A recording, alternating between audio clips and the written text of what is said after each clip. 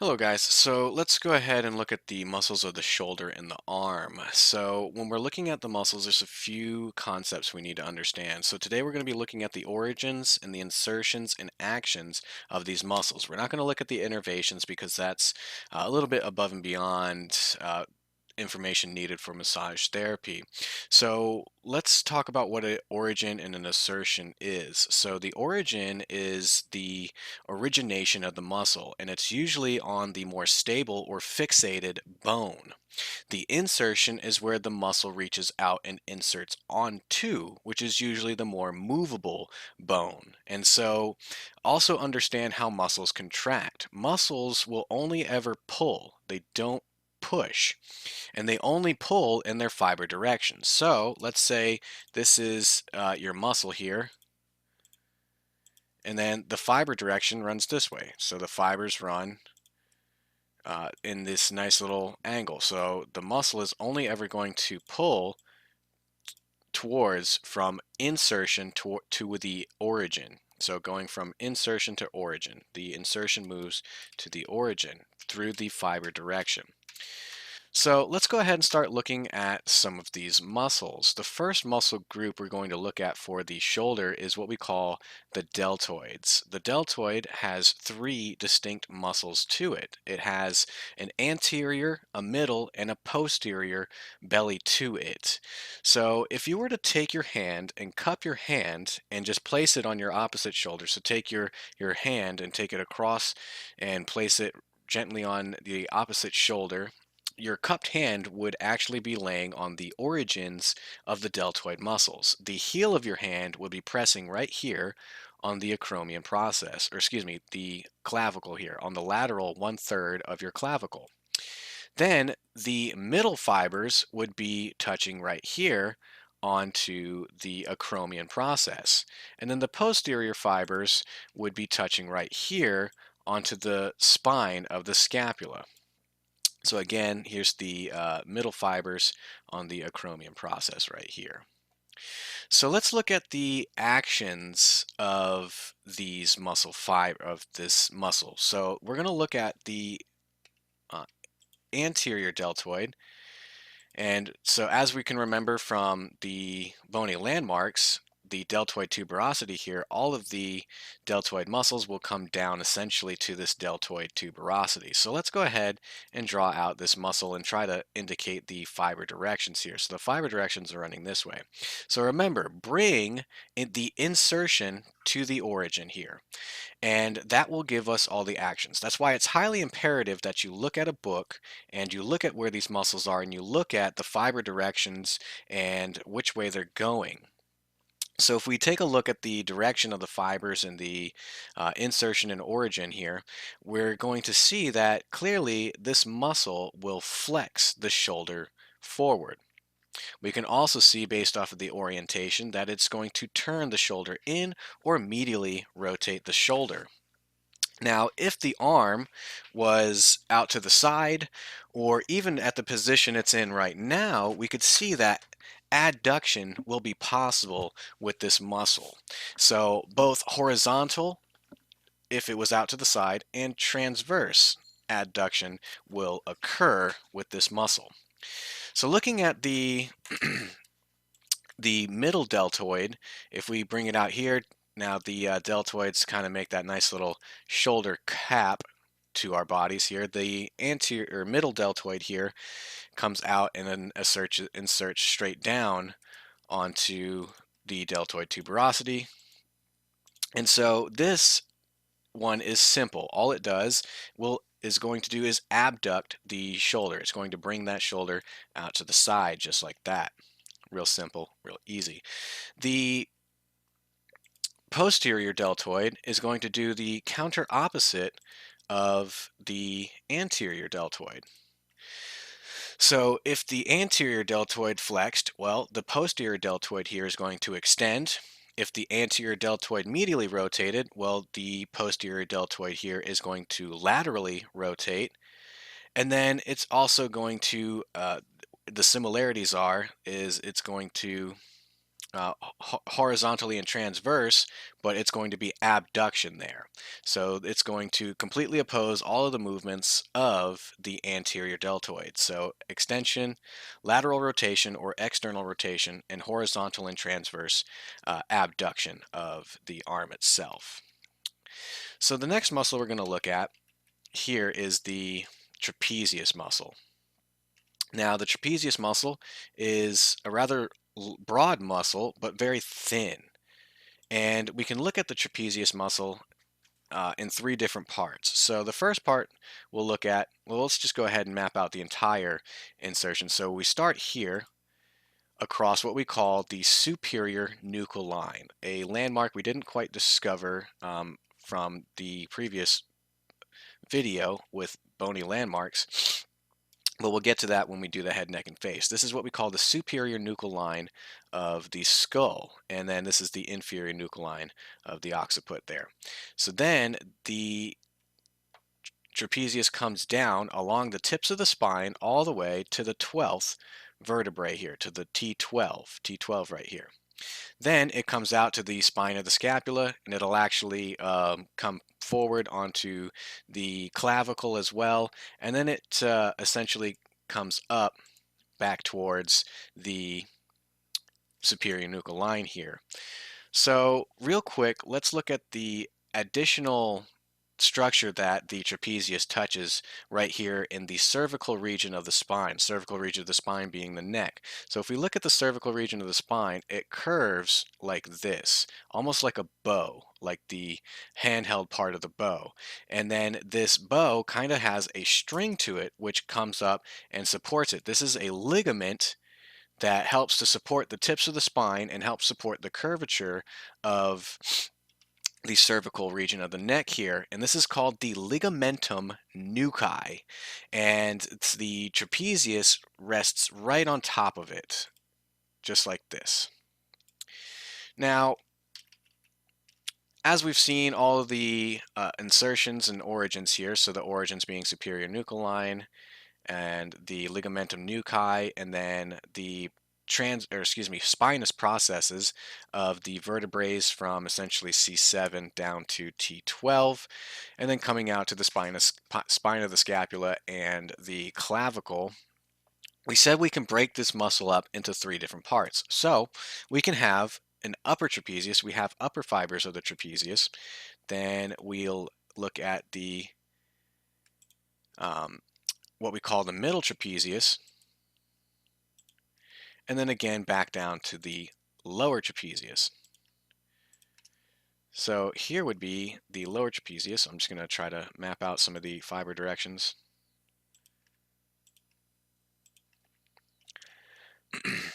And we can look at the functions a lot differently here. So keep in mind that anytime that there's a muscle that would be situated on both sides of the spine, it's going to have what we call a bilateral and a unilateral action, which means that if one side of the muscle contracts, it's only going to act on one side. That's unilateral. Uni meaning one, lateral meaning side. And then if both sides contract, that's going to be a bilateral action, bi meaning two, lateral being sides. So let's look at the bilateral actions of the upper trapezius here first. So the bilateral actions of the upper trapezius would be that based off of the insertion and origin points here, it's going to extend the head and neck. It's going to bring your head and neck backwards. Then also it will elevate the shoulders. The shoulder blades will lift up. Now, if we were to just contract the one side of the upper trapezius, we'd have to look at it in a few ways. If we stabilize the shoulder, if the shoulder weren't to move and we were to actually do some inverse movement here, bringing the origins to the insertion, well, it would rotate the head. Your head would turn to the opposite side that the muscle is on. So we call that rotation to the opposite side. We would also have what we call lateral flexion, which means that the trunk of the body, like let's say here's the trunk of the body, lateral flexion is turning to the side. So we're going to laterally flex to the same side. It's going to bring our head and neck, our ear basically to our shoulder. And then let's look at the middle fibers. The middle fibers are very simple. It's just a straight line here, and all it's really going to do is pull that shoulder blade back towards the spine, which we call retraction of the scapula. Now, the lower trapezius, we'll see, kind of does some similar actions, but it also does an opposing action to upper trapezius, which means that the trapezius muscle is what we call an antagonistic muscle to itself. So that's kind of a rare thing to have an antagonistic muscle to itself, in where the same muscle can do two opposite actions. So if we look at the fiber direction, we can see that the scapula here would be pulled down. So like we said, the upper trapezius would pull the shoulder blade up. Well, the lower trapezius is going to pull the shoulder blade down. So that's the opposing action here.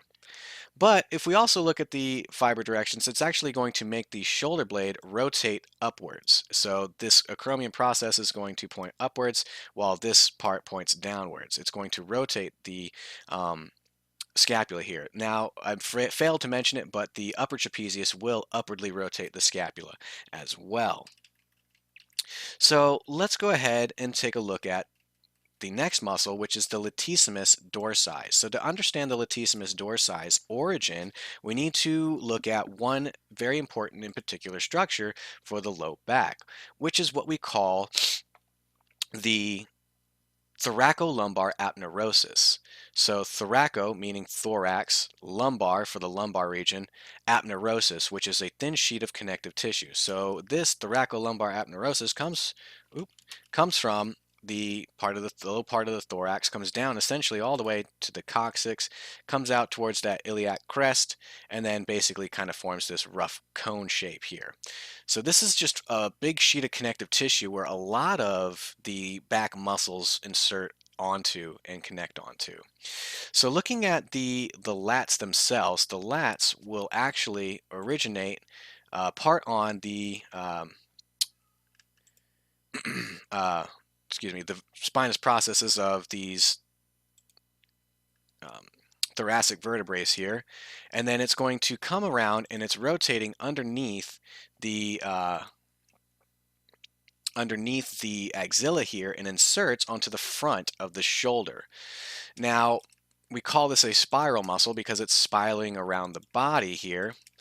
So let's look at some of these actions. Well, first, if we understand that the latissimus has been coined as the handcuff muscle, we can understand the actions of this, which is essentially bringing our arms back like we're being handcuffed. So what it's going to do is it's going to extend the shoulder backwards. It's going to extend this humerus backwards at the glenohumeral joint.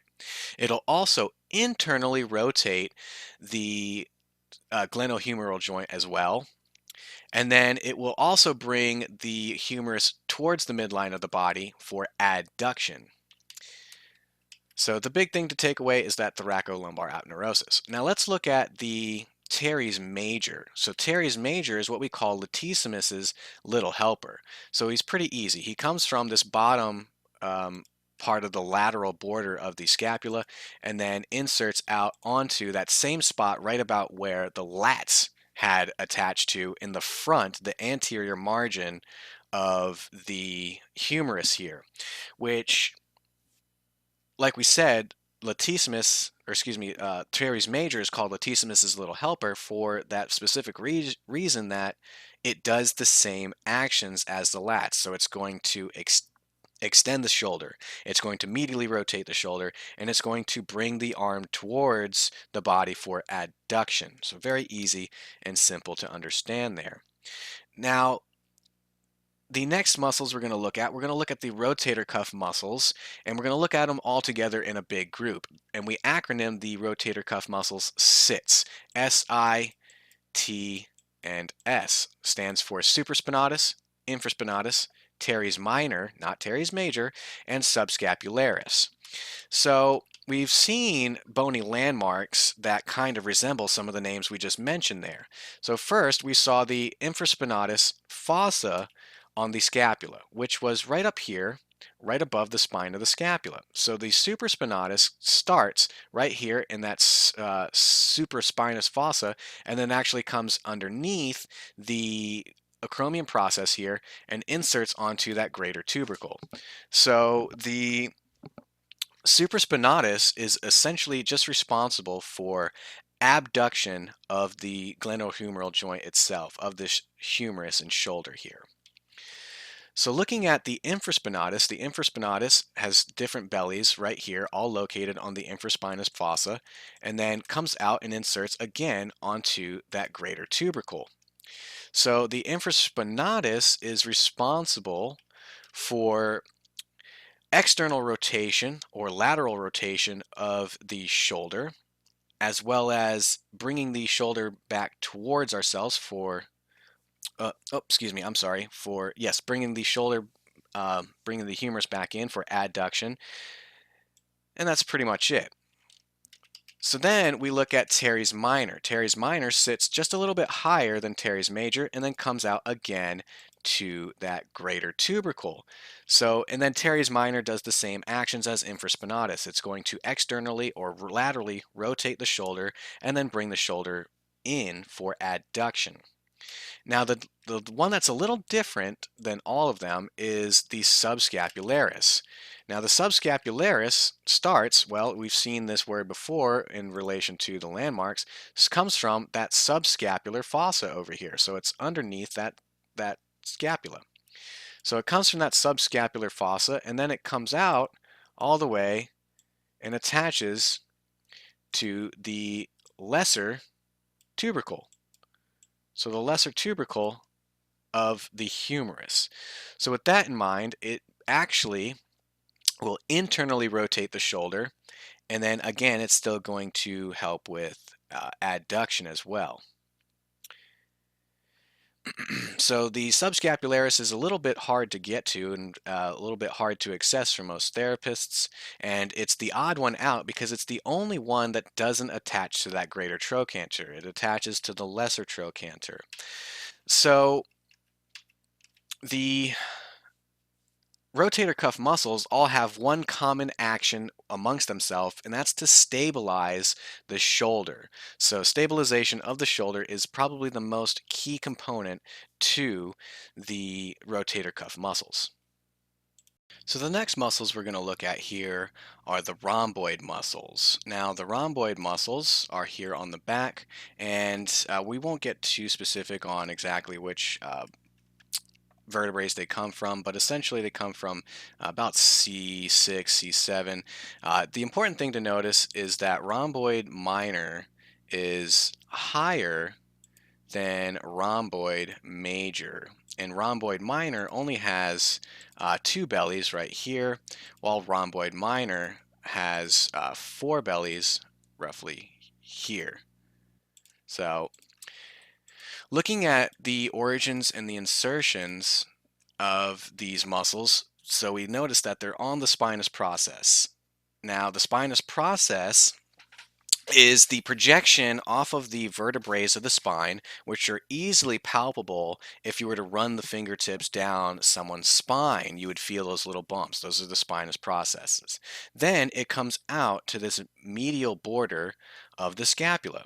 So looking at it, we can see that it has an upward angle, and it's going to be pulling the shoulder blade towards the spine. So one, we're going to have retraction of the scapula. Then, because of the upward angle, it's actually going to make the acromion process point downward, which means downward rotation. And then because of the upward angle again, we're going to have elevation of the scapula. So three actions between both the rhomboid muscles.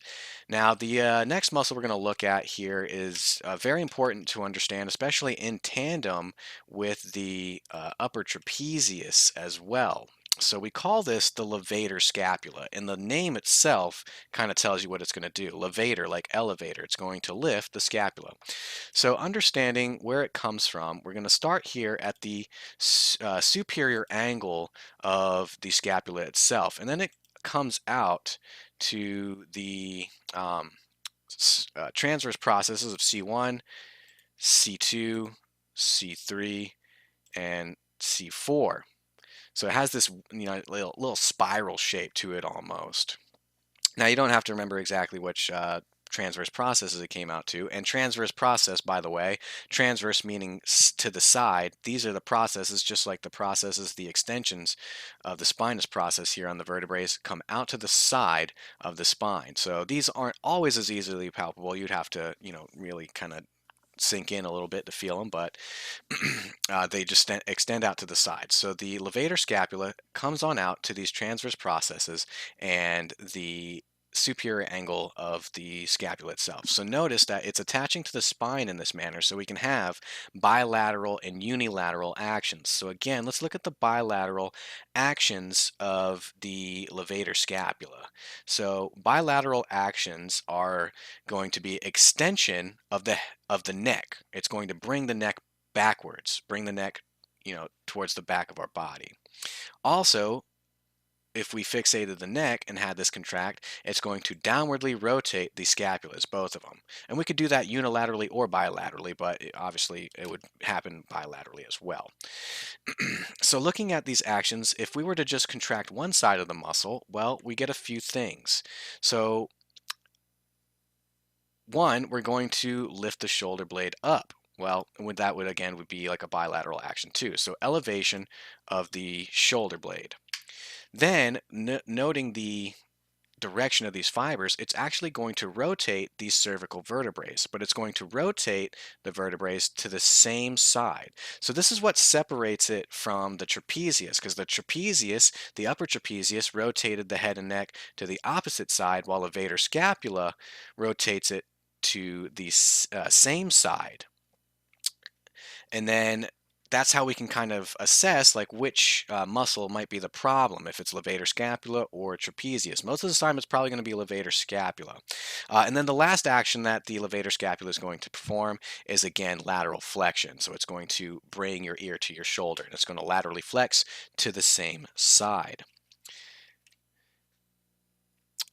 Now we're going to be looking at the serratus anterior. So we can think serratus anterior like Sir, like Mr.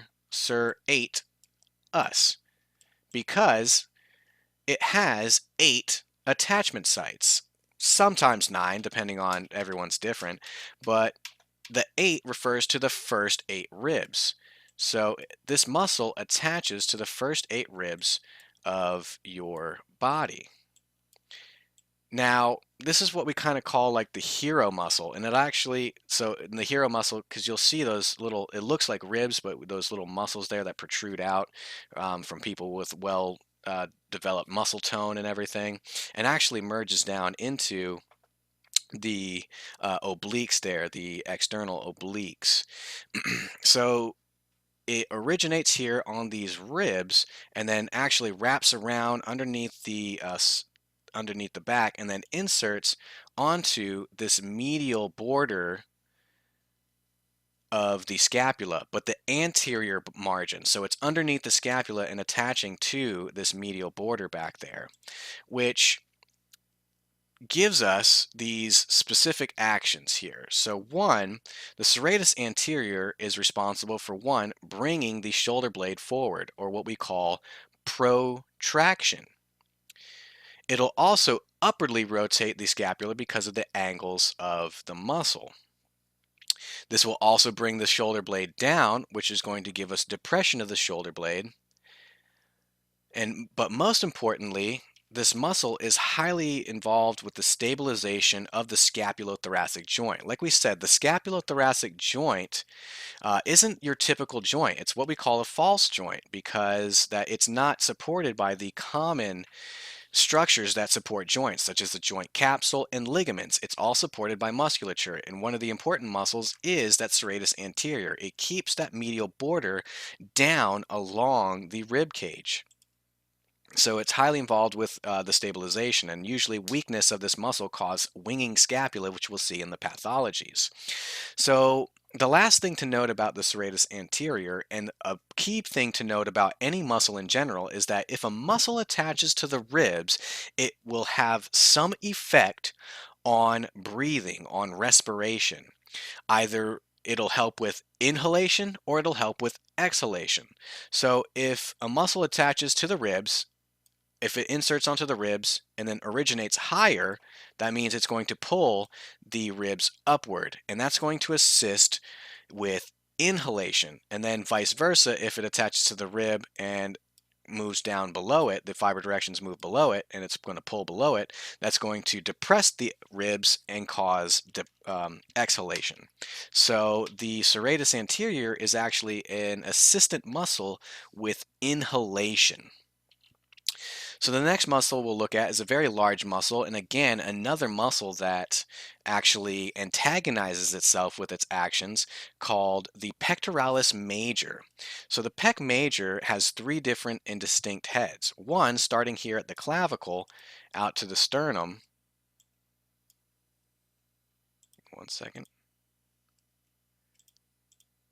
The clavicle coming out to the sternum, and then comes and inserts onto the humerus here. Then we have the middle fibers of the pec here coming from the sternum, or what we call the sternal head of the pectoralis major. And then lastly, we have the lower fibers, or what we call the costal fibers, because it comes out to the ribs. So it makes this big pec right here. So the upper fibers, well, let's look at all of the fibers together are going to adduct the shoulder. It's going to bring the shoulder forward. All of the fibers are also going to medially rotate the shoulder, which means it's going to turn the shoulder in. And then in some way, it can actually help with breathing as well.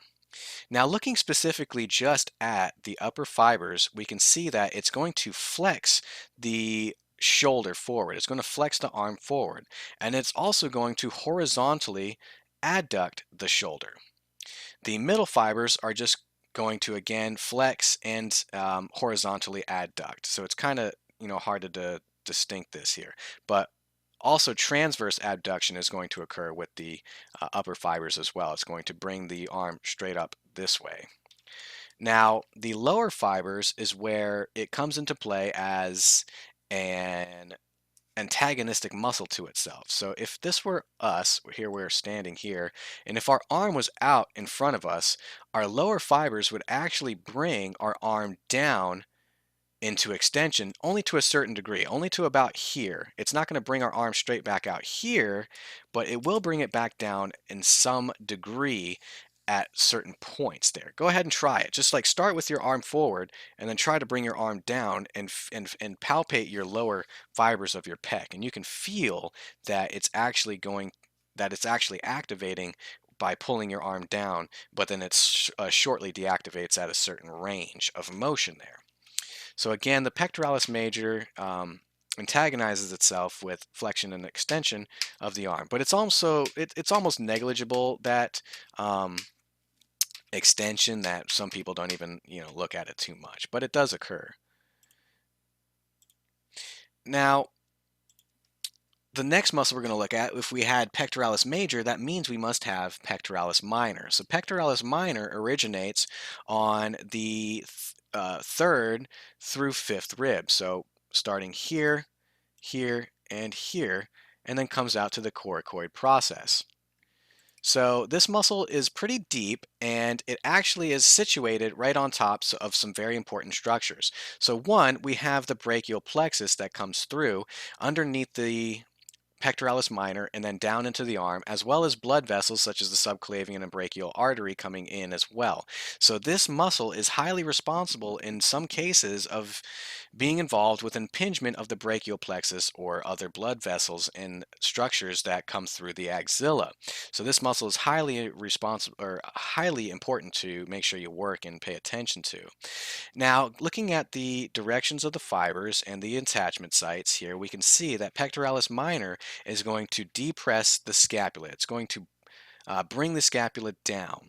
It's going to protract the scapula as well, and including downward rotation of the scapula. So this muscle is very responsible of giving us our rounded shoulder posture by bringing those shoulder blades forward, and then other muscles assisting with pulling the humerus into internal rotation as well.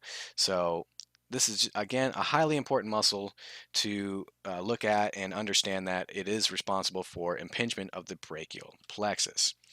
So the next muscle we'll look at is the biceps brachii. Now the biceps brachii we're going to look at because it does attach to the shoulder, but we're also going to look at part of it next week when we do the forearm and hand, because we don't have the rest of the humerus here to depict its full range of attachment sites here. So let's break down the biceps name first. Bi meaning two, sep being a derivative of cephalon meaning head. Biceps means two heads. And then brachii refers to the arm, the humeral region. So biceps brachii is the two-headed muscle on your arm. So this has a long head and a short head. Now we're not going to get into the details, but one attaches, roughly here, and my picture isn't anatomically perfect, and then the other part attaches here at the coracoid process, and then it comes down and inserts onto the radius, which we'll look at next week. So I'm pretty sure we're all in an understanding that our biceps muscle is highly responsible for flexing our elbow. So here's our elbow, here's our biceps muscle, right? Well, it's going to do this, right? It's going to, we're going to flex and get that big muscle going, right? Looking nice and swole. So aside from what it does at the elbow, what it does for the shoulder is the same thing. So here's our bicep muscle, right? We're flexing.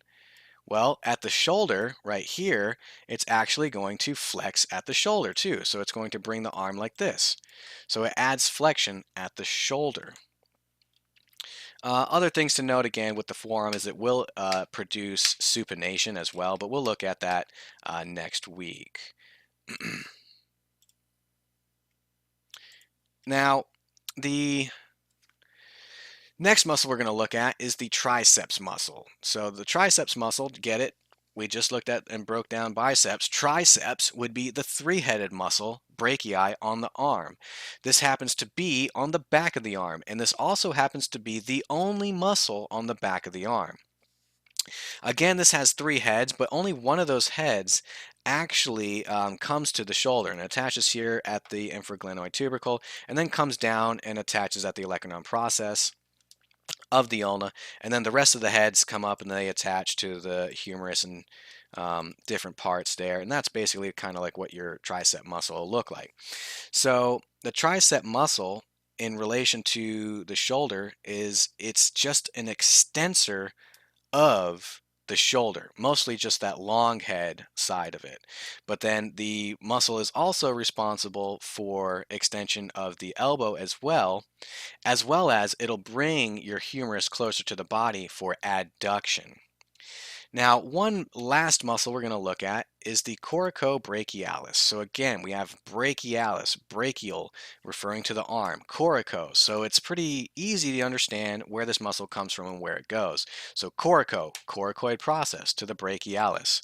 So it's this tiny, thin little muscle that stems down and attaches to the shoulder, which is just responsible for flexion of the shoulder and then adduction of the shoulder as well.